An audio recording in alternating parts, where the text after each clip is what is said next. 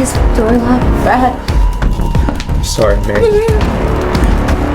have to do this. Now, Guys at Parties Like It is a 2024 rape culture horror movie that tells the story of how a promiscuous woman, expecting to be an easy target for a virgin frat pledge, gets caught up in a dangerous game of give it up or die. Shut up, Mary!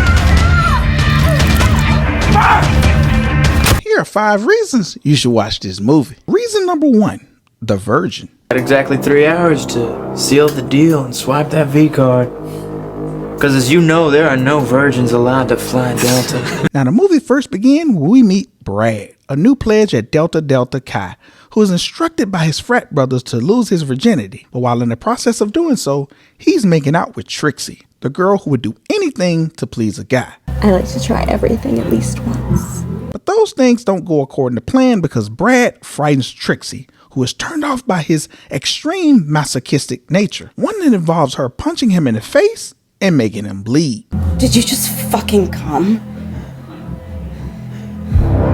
Reason number 2, the harlot. Monica, it's good to see you. After lying to his frat brothers that he lost his virginity to Trixie, a tale that they didn't buy, he is giving the task to lose it to Mary, who has a reputation for once sleeping with an entire lacrosse team. To further stack the odds in Brad's favor, they get Mary completely drunk with alcohol and cocaine, and all he has to do is seal the deal with the not-so-virgin Mary.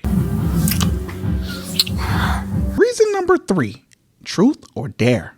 I dare you to go upstairs with Brad. During a game of truth or dare, the frats and sorors play a game that sees Delta Chi leader Tony make out with the resident gay guy Connor. And Trixie, Mary's rival, attempts to ensure that Brad stays away from Mary, tries to protect her by making a deal with him. She acknowledges and lies that she and Brad did indeed have sex, but by doing so, Brad would not have to honor his pledge's challenge, and Mary wouldn't have to endure Brad's masochistic wild side. But that deal is broken when Connor dares Mary to go upstairs and have sex with Brad.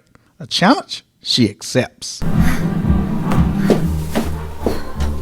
Reason number 4, rejection. Wait, stop!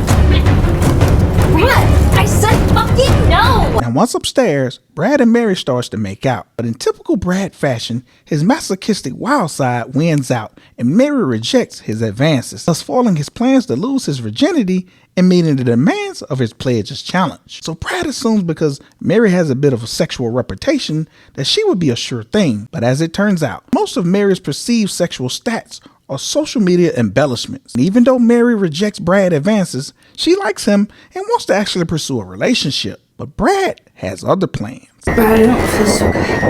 We'll be the judge of that. Reason number 5, by any means necessary. Brad, understanding that he's letting his frat brothers down by not losing his virginity, goes to Tony, who gives him a spiked drink to take back to Mary. And he does so, and she gets disoriented. Still understanding her boundaries, she fights off a forceful Brad and locks herself in the restroom. But realizing that she's been drugged, she tries to call the cops. But Tony, who supplied the drugs, realizes that that can't happen. So the rest of the movie includes Tony and Brad terrorizing a desperate Mary and covering their tracks by any means necessary. As for Mary, she must be willing to kill or be killed to leave that frat house safely. Now in the end, Guys at Parties Like It was a thrill ride. It mixes the peril of hookup culture, rape culture, fraternity hazing, peer pressure, and sexual consent into one bowl and delivers a bloody good time. Now while rape is a difficult issue to display on screen, this movie navigates its concept by making it sort of a rape revenge movie that leaves a lot of blood and gore in its wake. It gives a sort of slasher vibe to ease the tension. I want to help you. And I think this movie is a hidden gem that comes highly recommended. And until next time, when CEDtalks horror. Oh, fuck! Ah!